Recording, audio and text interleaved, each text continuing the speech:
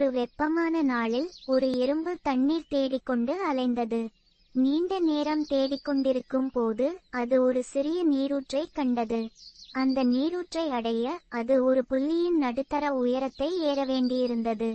ஆனால் அது ஏறும் பொழுது தவறி நேராக நீரில் விழுந்துவிட்டது.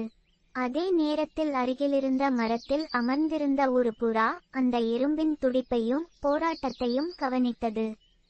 தயங்காமல் புறா ஒரு இலை பறித்து நீரில் எறும்பு அருகே வீசியது.